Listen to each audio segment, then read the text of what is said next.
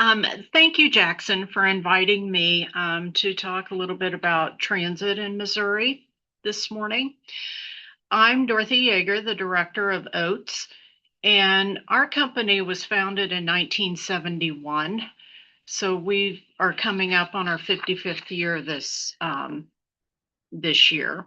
In addition to OATS Transit in the Boot Heel of Missouri, we have another large provider, SMTS, that serves 23 counties, I believe, down there. And OATS is serving 87 counties.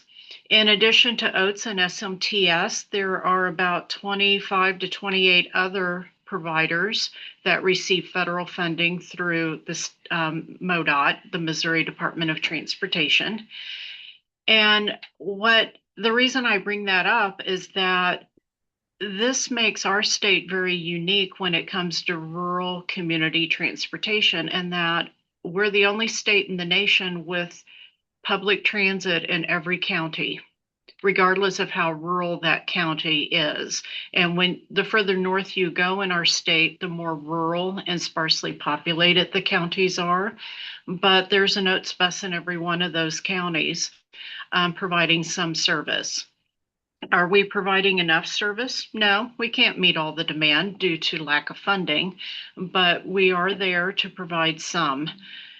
And in the more sparsely populated counties, there isn't a huge demand, and we may be only serving a handful of people, but boy, they are folks who truly need it. They need the service, and were it not for OATS or SMTS or Ray County Transit or Dunklin County Transit, they would have no other options available to them in these rural counties.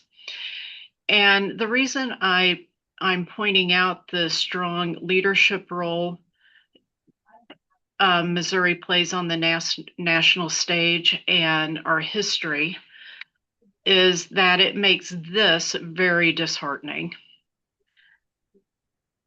We are looking at going from $1.89 per capita spent by our state on public transit. It went down, it reduced to $1.08 last year.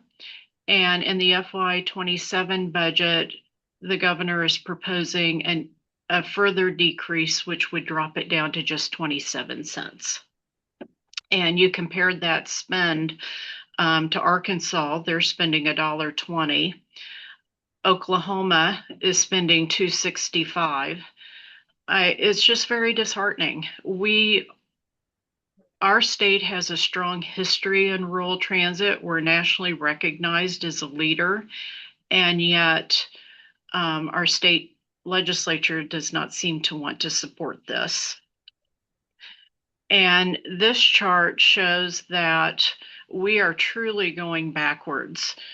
In the year 2000, we were doing pretty well with the spend, a little over 8 million, and then it dropped significantly, came up again in 2011, and then plummeted.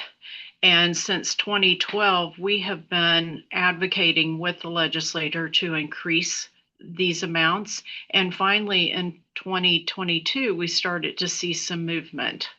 And then in 23 and 24, we really saw some improvements in state funding. And then, as I alluded to earlier, in 2025, we saw a reduction. And then again, it's plummeting down from a high of 11.7 million in 2023 to just 1.7 million going into next year. So how is this important to us transit providers?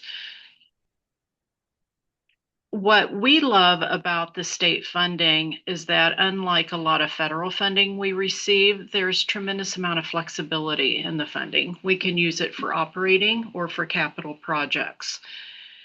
OATS uses its apportionment to match Federal Transit Administration rural grants, which requires a 50% local match.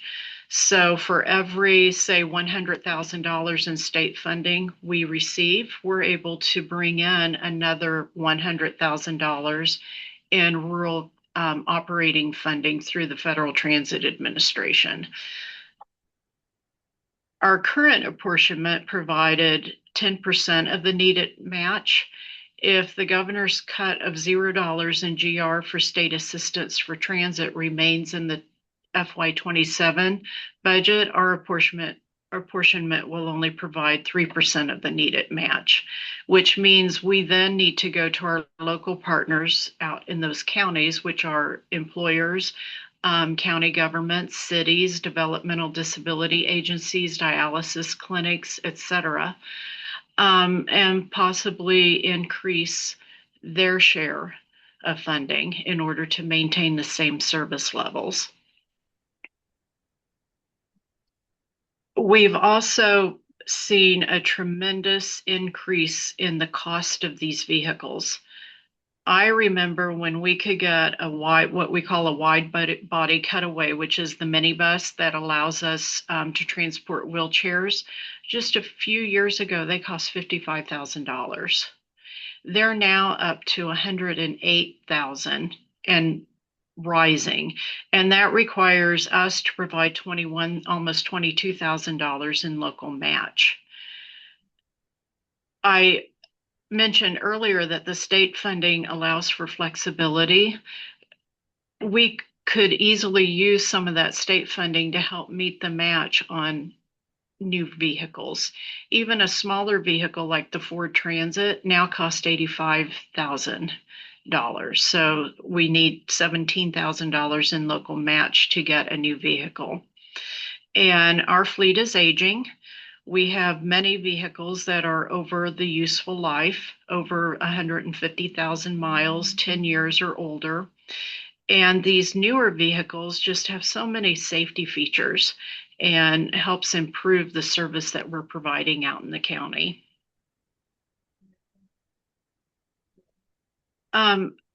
I serve on the board of the Missouri Public Transit Association, and they're sponsoring Transit Tuesdays at the state capitol. We went on February 24th and had a good turnout and was able to meet with a lot of our state legislators to advocate to restore our messages. Please restore the $5 million back to general revenue for transit. Now, the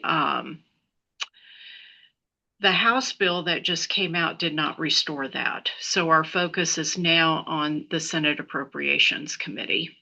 And we'll be at the Capitol again on March 31 and then April 28th. And anyone is welcome to join us. You can just go to Missouri Public Transit Association's website. Their web address is here on the screen, and register and attend. They'll have a kickoff meeting in the morning to provide materials and help discuss what our message is that day. And then it's an opportunity, and they can also help you set up meetings with your legislators if you need that help.